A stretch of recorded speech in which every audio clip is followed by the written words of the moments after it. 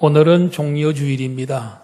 예수님께서 십자가에 달려 돌아가시기 5일 전에 예루살렘 성으로 입성하실 때 겸손하셔서 나귀 새끼를 타고 들어가셨습니다. 그때의 예루살렘 시민들이 자기들이 기다리던 메시아, 자기들이 기다리던 왕이 입성한다고 어떤 사람들은 자기의 겉옷을 벗어서 길가에 깔아주고, 어떤 사람들은 종려나무, 대추 야자나무죠, 가지를 꺾어서 흔들면서 호산나, 호산나 찬양했습니다. 호산나라는 말은 이제 우리를 구원하소서, 이제 우리를 구원하소서 호산나 하면서 환영을 했습니다. 예수님이 예루살렘으로 오신 목적은 예수님이 십자가에 달려서 죽으시고 3일 만에 부활하시기 위해서 올라오신 것이고, 군중들이 예수님을 향해서 바랬던 목적은 그가 예루살렘에 올라와서 로마 제국을 뒤집어 엎고 이스라엘을 해방시켜 세계를 다스리는 나라가 되게 해줄 것이다는 기대를 가지고 예수님을 환영했던 것입니다. 그러나 우리가 잘 아는 대로 예수님은 예루살렘에 들어오신 후에 혁명을 일으켰습니까? 군사혁명을 일으켰습니까? 아닙니다. 예수님은 오히려 그들의 기대와는 달리 예수님은 십자가에 못 박혀 돌아가셨습니다.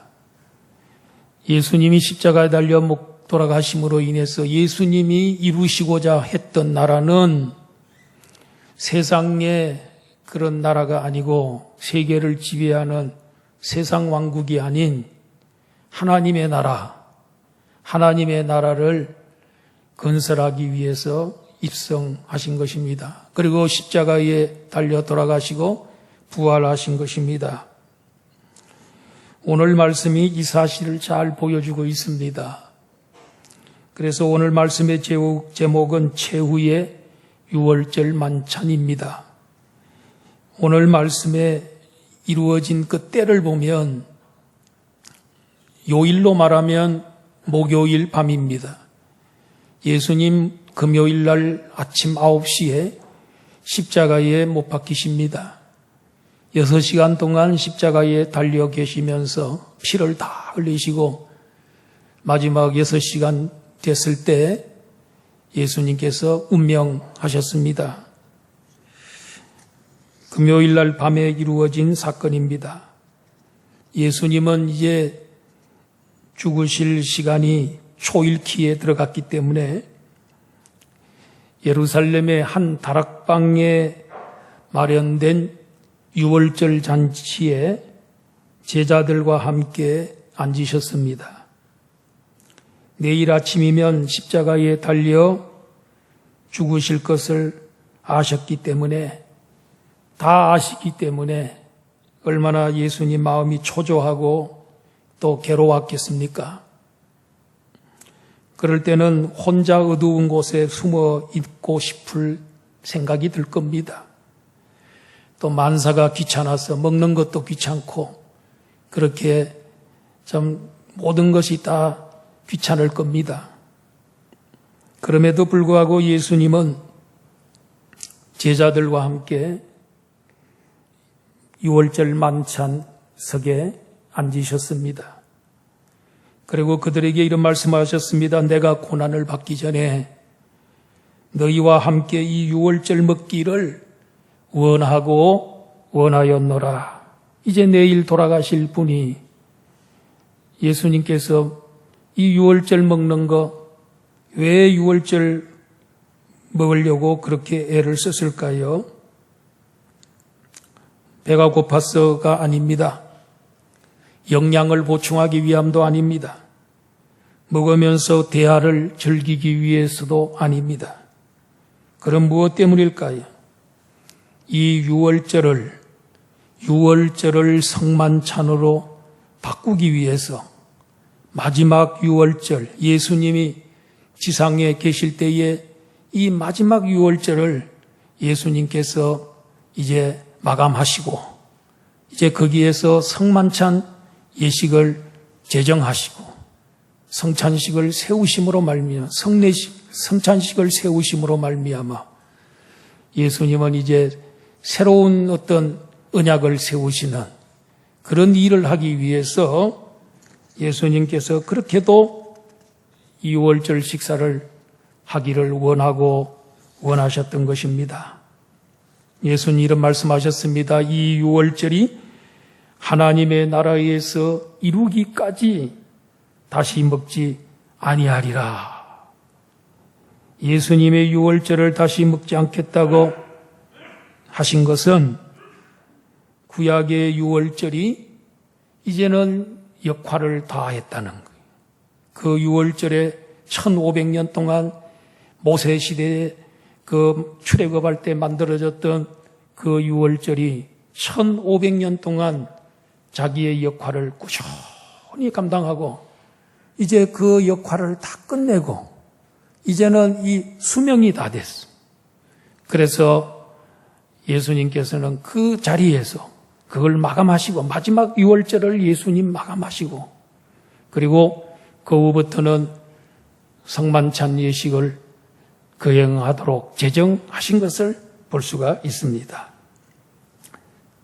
유월절이 되면 양을 잡아서 피는 임방과 문설주에 바릅니다. 그리고 그 양고기는 삶아서 그 집안 식구들이 집 밖으로 나가면 안 됩니다. 집안에서 그대로 먹으면서 주님 하나님께서 우리를 출애굽시켰다. 우리를 애굽에서 바로의 손아귀에서 해방시켰다 하는 것을 기억하면서 하나님께 감사하는 그런 절기가 유월절입니다. 그런데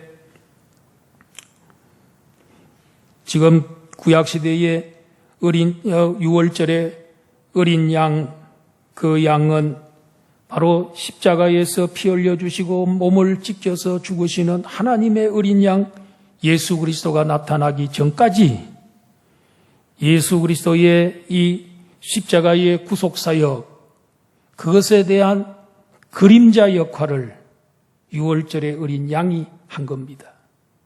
그것은 예고편이라고 한다면 예수님이야말로 본편이라고 할 수가 있죠. 그것이 하나의 그림자였다면 예수님은 실체인 것을 볼 수가 있습니다. 예수님은 그림자요 예표였던 유월절은 이제 마감하시고 자신이 내일 십자가에 못 박혀 살을 찢고 피를 흘리다가 하나님의 어린 양으로 죽음으로써 죄인들을 구속하고 하나님의 나라를 세우실 것을 예수님께서 선포하신 것입니다. 하나님의 나라에 들어가려면 유월절의 어린 양을 피를 가지고는 안 됩니다. 하나님 나라에 들어가서 영생하려면 하나님의 어린 양이신 예수 그리스도의 살과 피를 먹어야 됩니다. 그 살이 참된 양식이고 영생하는 양식이며 예수 그리스도의 피가 참된 음료이고 영생하는 물인 줄로 믿습니다. 요한복음 6장 33절에 보니까 예수님은 하나님의 떡은 하늘에서 내려와 세상에 생명을 주는 것이다고 했습니다. 예수님은 하늘 보좌 영광 다 버리고 이 세상에 생명의 떡으로 오셨습니다. 요한복음 6장 35절에 보니까 예수께서 이르시되 나는 생명의 떡이니 내게 오는 자는 결코 줄이지 아니하고 나를 믿는 자는 영원히 목마르지 아니하리라. 요한복음 6장 54절 내 살을 먹고 내 피를 마시는 자는 영생을 가졌고 마지막 날에 내가 그를 다시 살리겠다. 요한복음 6장 55절에 내 살은 참된 양식이요 내 피는 참된 음료로다. 내 살을 먹고 내 피를 마시는 자는 내 안에 거하고 나도 그의 안에 거하나니. 요한복음 6장 47절 진실로 진실로 너에게로 노니 믿는 자는 영생을 가졌나니. 48절 내가 곧 생명의 떡이니라. 영생하려면 하나님의 나라에 들어가서 영원히 살기 위해서는 예수님의 살과 피를 먹어야 된다. 생명의 떡을 먹어야 된다. 생명의 음료를 마셔야 된다. 그래서 예수님은 잔을 받으신 다음에 하나님께 감사의 기도를 드렸습니다. 또 떡을 받으신 다음에도 감사의 기도를 하나님께 올렸습니다. 여기서 감사의 기도는 우리가 식사 기도할 때에 잠깐 하는 기도, 그런 수준의 기도가 아닙니다. 이 기도는 굉장한 수준이 높은 기도입니다. 감사 기도입니다. 어떤 수준이겠습니까? 이제 내일이면 내 몸을, 이 죄인들을 위해서 내 몸을 생명의 떡으로 이제 내어주는 시간이 다가왔다. 그리고 나의 피를 생명의 음료로, 영생하는 음료로 흘릴 수 있게 되었다. 하나님 감사합니다. 이제 드디어 죄인들을, 인류를 구속하는, 죄인들을 구원하는 대역사를 나를 통해서, 내 몸과 내 피를 통해서 이루게 하시니 감사합니다. 하나님 감사합니다. 이런 이 수준 높은 이런 기도를 한 것입니다. 예수님께서 그 떡을 기도하신 후에 떡을 떼어서 그 제자들에게 일일이 자기 떡을 이렇게 나누어서 자기 몸을 그들에게 다 나누어주고 분배하시는 걸 볼 수 있습니다. 여러분, 예수님의 생명을 우리들에게 떼어주신 것입니다. 예수님 생명, 우리가 천국 가면 예수님 영생 그 생명을 분여받았어. 우리가 분양받듯이 그걸 받아가지고 우리 그 생명 받아야만이 영생할 수 있기 때문에 그 생명에 우리가 참여하는 것입니다. 그러려거든 예수 그리스도의 살과 피를 먹어야 된다는 거지요. 예수님은 참 친절하게 떡을 떼어주시고 잔을 일일이 나누어서 먹게 하시고, 그래서 우리도 이 장로님들이 떡을 또 여기 있는 것을 다 해서 일일이 여러분들에게 나누어 주지 않습니까? 예수님은 마지못해서 피할 수 없어서 억지로 십자가를 지신 건 아닙니다. 자원하여 십자가에 올라가셔서 물과 피를 다 주심으로 온 세상의 죄인들을 섬겨 하나님의 나라에 들어가게 하신 줄로 믿습니다. 그러면서 예수님은 평생에 처음으로 단 한 번 기념하라는 말씀을 하셨습니다. 뭘 기념하라는 것입니까? 나의 죽음을, 성찬 예식을, 내가 다시 올 그날까지 성찬 예식을 거행함으로써 나의 죽음을 그때까지 기념하라 하셨습니다.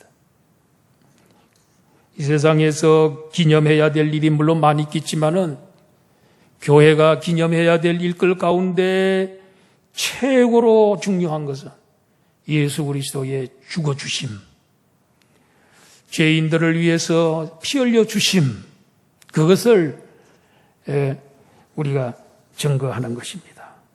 그런 면에서 본다면 성찬식이야말로 최고의 전도입니다.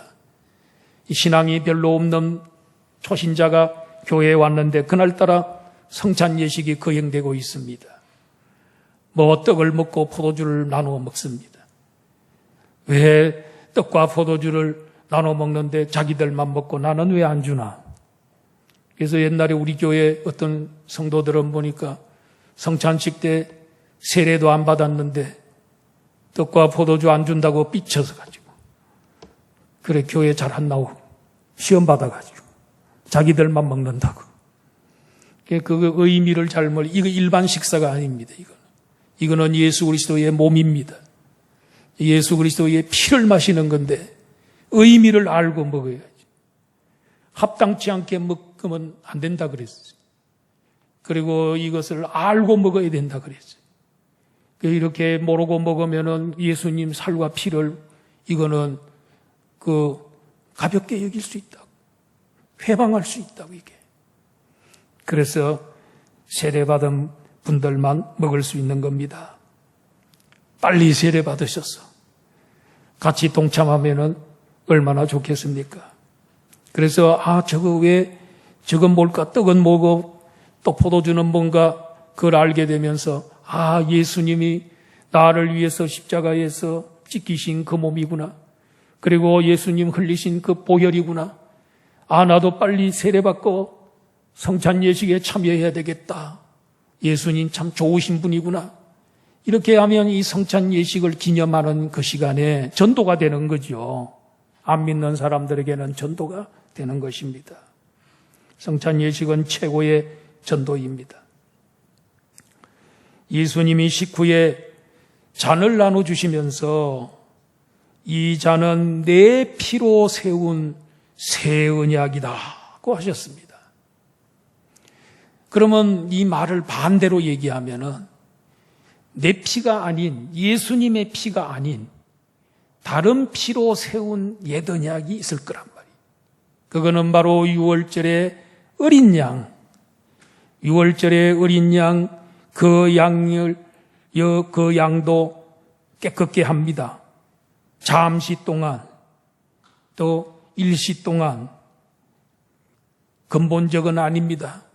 그러나 어떻든 이 그림자로서 어린 양이 대신 죽어주면 그 양의 죽을 때의 그 피를 보시고 하나님께서 일시적으로 죄를 덮어주고 용서해 주지만은 그는 근본적인 게 아니고 영원한 속죄가 아닙니다. 그리고 또 죄지면 또 양을 잡아서 제사를 드렸습니다. 그런데 예수님은 옛날에 짐승들의 피로 인해서 이제 깨끗하게 된다는 그 옛 언약, 그 옛 언약은 이제 끝나고 진짜가 오셨습니다. 그림자가 아닌 원형이 오셨단 말이에요. 그러므로 이 예수 그리스도 하나님의 아들이신 이분이 흘리신 십자가의 보혈, 그리고 그분의 죽음을 통해서 그분에서 새로운 구원의 길이 열렸다고요. 그 예수 그리스도의 속죄는 영원한 속죄, 한 번의 제사로 영원한 속죄를 이루는 그 구원의 길이, 진짜 구원의 길이 열렸단 말이에요. 새로운 약속, 내 피를 믿는 사람은 내가 십자가에서 죄인들을 대신해서 죽었다는 것을 믿는 자는, 십자가의 이 복음을 믿는 자들은 영생할 수 있도록 해주마. 새로운 약속, 예수 그리스도의 피로 세운 약속, 이 약속을 주님께서 제정하신 것입니다. 그러므로 나의 죄를 씻기는 예수의 피밖에 없네. 피는 곧 생명입니다. 피를 다 흘리면 사람이 죽습니다. 피는 곧 바로 예수 그리스도의 죽음을 얘기하는 겁니다. 예수가 죽음으로 인해서 구원의 길이 열렸다는 거예요. 그리고 그분이 죽으심으로 말미암아 속죄가 이루어졌다는 거예요. 이것을 믿는 사람, 예수 그리스도의 죽음을 믿고 속죄의 사역을 믿는 사람은 영생해야 하죠. 천국에서 하나님 나라에 들어가서 영생하는 복을 받는 줄로 믿습니다. 그런데 여러분, 이 성만찬 예식에 참 불행한 사람 한 사람이 있었습니다. 가룟 유다였습니다. 그 가룟 유다는 새 언약의 혜택을 누릴 수 없었습니다. 그는 예수님을 3년 동안 따라다녔지만은 구주로 믿지 않았습니다. 주님보다 돈을 더 사랑하여 주님을 팔아먹었습니다. 사탄이 그 마음속에 충만하게 자리 잡고 있었습니다. 예수님이 마지막 기회를 줬습니다. 바로 내일이면 십자가를 지시는 예수님이 성만찬 예식에 참여한 가룟 유다 보고 뭐라 그랬습니까? 보라, 나를 파는 자의 손이 나와 함께 있도다. 마침 예수님과 가룟 유다가 동시에 그 떡을 먹는 그릇에 손을 같이 넣었다고요.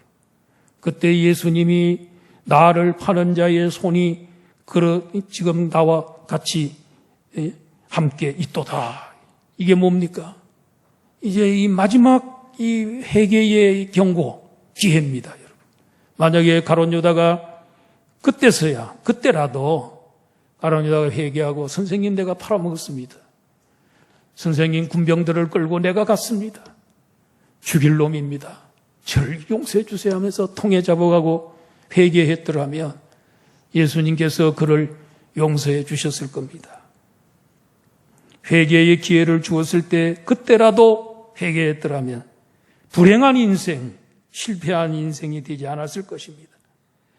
가룟 유다는 성찬식에 참여했어도 주님을 믿지 않았고 사랑을 거부했고 하나님의 나라를 차버렸습니다. 사도들 안에도 불신자가 있었다니 참으로 놀라운 일입니다. 죄의 대가는 무섭습니다. 예수님은 회개치 않는 그에게 화가 있을 거다. 이렇게 말씀하셨습니다. 우리는 악의 도구로 사용되지 말고 의의 도구로 사용되어야 됩니다. 제자들은 우리들 중에서 이 일을 행할 자가 누구일까 하고 서로 물어봤습니다. 우리 중에도 설마 했는데 혹시 있을까 봐 두렵습니다. 주님을 구주로 믿지 않고 주님을 사랑하지 않고 주님께 불순종하는 사람이 바로 그 사람입니다. 그러나 주님의 핏공로 믿고 십자가 붙잡는 자는 영생을 얻고 하나님 나라의 백성이 될 것입니다.